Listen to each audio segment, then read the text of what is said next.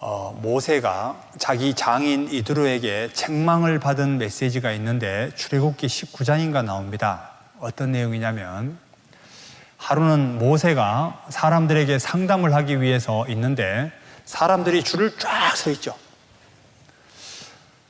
다 모세하고 상담하기 위해서 사람이 줄을 서 있습니다. 그때 모세 장인 이드로가 모세에게 이렇게 말하죠. 자네가 하는 일이 선하지 못하다. 왜 일을 그렇게 깝깝하게 하냐? 10부장, 50부장, 100부장, 1000부장을 세워서 특별히 재덕이 겸전한 자, 이런 자들을 세워서 그 분량에 맞게 상담할 수 있게 하고 그들이 해결하지 못하는 부분을 자네가 하면 되지 않겠냐? 이 말을 들을 때 모세가 이건 하나님이 주신 거다 생각하고 그대로 받아들입니다. 그래서 10부장, 50부장, 100부장, 1000부장을 세워요. 자, 그러면 10부장을 찾아가는 사람이 있고 1000부장을 찾아가는 사람이 있겠죠. 자, 10부장 찾아가는 사람의 문제가 1000부장 찾아가는 사람이 10부장 찾아가는 사람 문제를 보고 이렇게 생각할 수 있습니다. 아이고, 저것도 문제라고 꼴값을 들고 있네. 자, 이렇게 말하면 교만한 거 맞죠? 아니요. 10부장 찾아가는 사람도 자기 입장에서는 그게 가장 큰 일입니다. 안 그래요? 자, 구역 모임을 합니다. 구역 모임을 하는데 어떤 자매님은 이런 간증을 합니다. 나 오늘 형제한테 정말 싫은 소리 한마디 들었어요. 정말 살고 싶지 않아요. 나에게 왜 이런 고난이 임하죠? 이렇게 말해요. 근데 혼자 사는 자매가 그 이야기를 들었습니다. 아이고, 놀고 있네. 그것도 문제라고. 이렇게 말하는 게 교만이라고요. 아세요? 그분의 입장에서는 지금 가장 힘든 상황입니다. 왜 그러냐면 신앙이 성장하게 되면 그것을 하나하나 보완할 수 있지만 지금 현재 상황에는 그분이 힘든 게 맞다고요. 받아주는 거예요. 인정해주고. 그게 중요하지 않을까요? 꼬마 아이가 눈깔 사탕 한 개를 가지고 지금 친구에게 빼앗겼습니다. 앞에서 울고 있어요. 그 아이 우는 강도가 어떤 강도냐면 인생을 포기할 것처럼 웁니다. 맞죠? 어른들이 보기에 아이고, 그것도 문제라고. 그 아이에게 있어서는 그게 상당히 큰 문제가 맞다고요. 그래서 인정해주자. 그냥 서로 받으라 했으니까 받아주자. 왜? 저 사람은 나와 다르기 때문에. 이렇게 인정만 할 수 있다면 더 사랑이 넘치지 않을까요? 어떻게 생각하세요? 그 다음부터 키워가는 겁니다. 거기서부터 시작이에요. 누가복음 8장 돌아가 보시죠. 51절.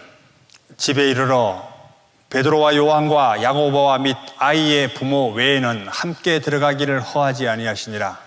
모든 사람이 아이를 위하여 울며 통곡하며 예수께서 이르시되 울지 말라. 죽은 것이 아니라 잔다 하시니 저희가 그 죽은 것을 같이 읽어볼까요? 아는 거로 비웃더라. 이게 안다는 게 사람을 얼마나 교만하게 하는지 아세요? 옆 사람 얼굴 자주 보는데 한 번 더 보시죠. 옆 사람 얼굴 한번 살짝 보시죠. 딱 보는 순간 어떤 마음이 들어요? 나 쟤 잘 알아.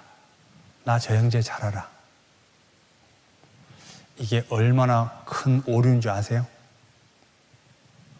우리는 사람을 지극히 적은 단면을 보고 판단합니다. 왜 성경에 사도 바울이 나도 나를 판단치 않는다라고 했냐면 자기도 자기를 몰라요. 맞죠? 정말 자기를 잘한다고 생각하세요? 사람이 내가 이 짓을 하면 내 손에 장을 지지지. 근데 그 짓도 하죠. 왜? 자기도 자기를 잘 모릅니다. 그런데 남이 나를 알 수 있을까요?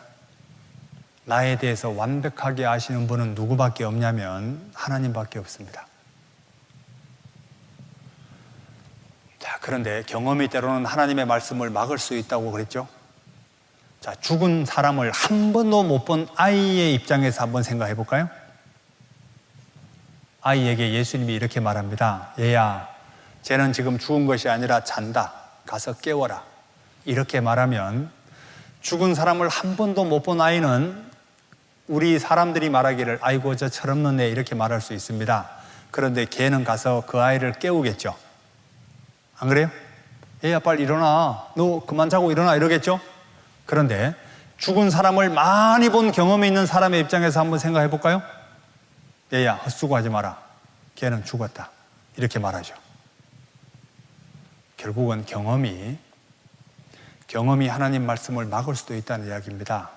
하나님이 전도서를 기록하게 된 배경이 뭐냐면 경험은 바보들의 학교라고 그랬습니다. 너희들 경험해서 알려고 하지 마라. 경험해서 알려고 하기에는 시간이 너무 부족하다. 지금까지 너가 경험하고 있는 것만 해도 충분하다. 여기까지. 이제는 어디에 기대기를 바라냐면 경험한 거는 나에게 좋은 그거예요. 맞죠? 경험을 했던 것은 나에게 좋은 그거지만 그런데 일부러 사서 경험을 하려고 하지 말라는 이야기입니다.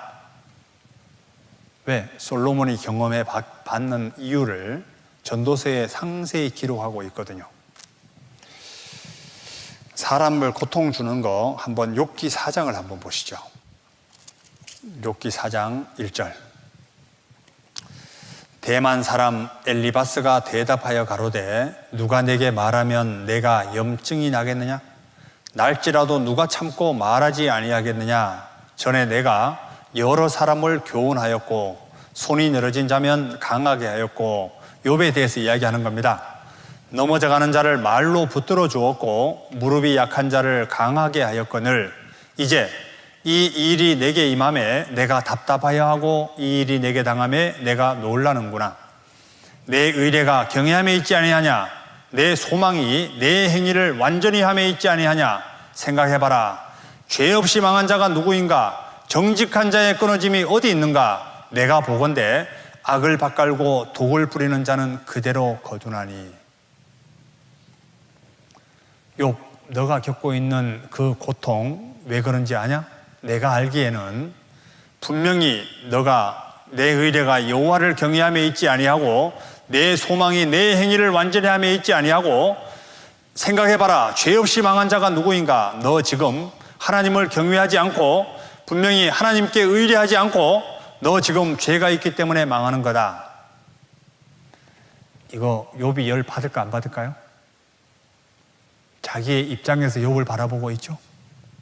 그리고 이렇게 말합니다. 욥기 5장 8절에 보시면 나 같으면 하나님께 구하고 내 일을 하나님께 의탁하리라.